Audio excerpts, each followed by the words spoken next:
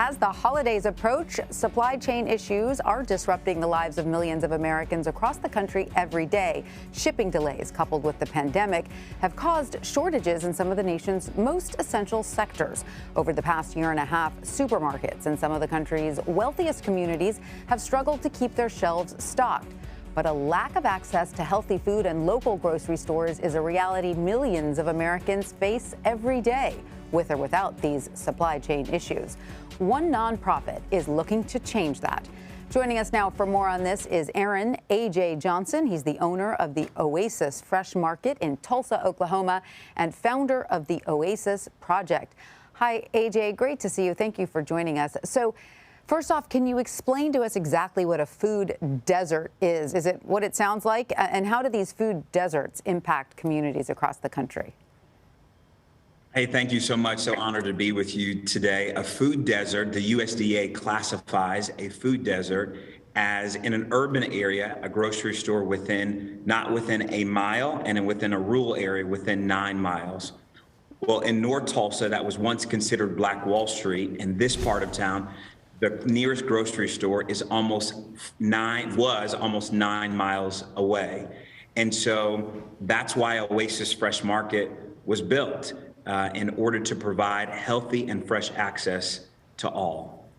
And so how does the Oasis Fresh Market look to alleviate North Tulsa of its food desert status? Because I would imagine it's tough for you, if it's tough for other grocery stores across the country right now in more, accessible areas, I imagine it's tough for you to keep your shelves stocked. How do you do it? We've got great partners in Tulsa, and the supply chain issues are so rampant across. And to have one independent, grocery store and the bulk buying power not be there is a challenge. But we've had churches, the Potter's House, Bishop T.D. Jakes. We've had Elevation Church get involved. We've had Mike Todd and Transformation Church and amazing GKFF. George Kaiser Family Foundation get involved, and our city has really rallied around Oasis Fresh Market, the first grocery store in 14 years. And what does that do for a community? The life expectancy rate in North Tulsa is 11 years shorter than any other community in Tulsa. So those residents that are born in North Tulsa at birth are expected to live because of the lack of access. 1 in 2 children are at or below poverty level. 1 in 7 people in North Tulsa have access to reliable transportation.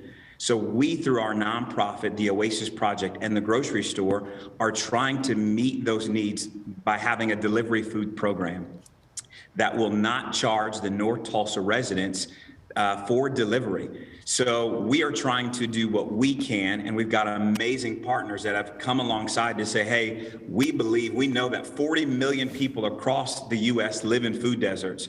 And so we're trying to do our part with a public-private partnership to really impact individuals, to increase that life expectancy rate.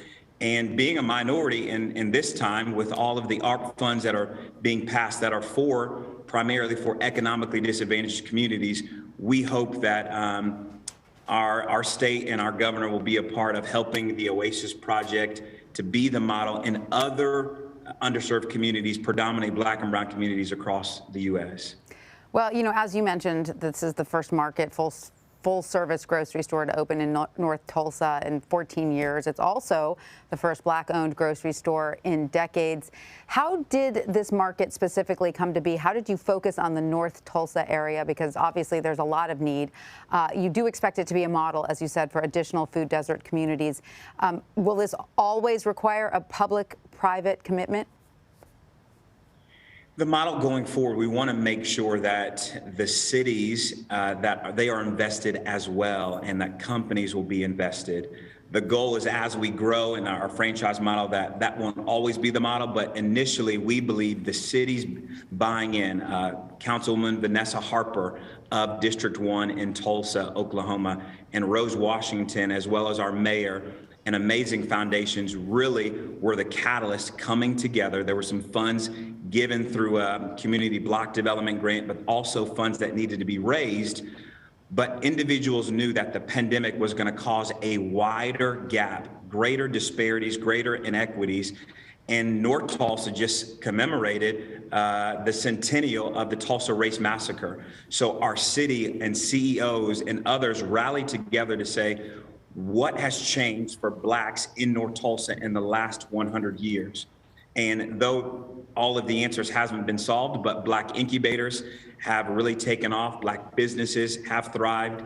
And so I'm grateful that Oasis is a part of that reinsurgence to recreate what was once Black Wall Street, to show boys and girls that were like AJ, growing up in a single parent home, that if I can do it, being the first in my family to graduate from college, first generation business owner, if I can do it, you can do it as well. Yeah, it's really great to see this. We've done some reporting on some of the initiatives that came up after the Tulsa, race riot commemoration. So it's really exciting to see some of this stuff come to fruition. And to that point, you are the head of Oasis Fresh Market. You're the head of the Oasis Project. So what does this mean to you personally? Obviously, you're a businessman, but obviously you have a connection to the community. I don't know if you're from North Tulsa, but what has the feedback been? What has been the reaction from the residents of North Tulsa to your supermarket? There was a 95-year-old senior citizen that came. She comes to our store often. She goes to a local Baptist church here, Metropolitan Baptist. And she walked into our store, my store, and she said, I've been praying that the next grocery store would be owned by someone that looks like me. And I immediately started crying because I don't have any living grandparents.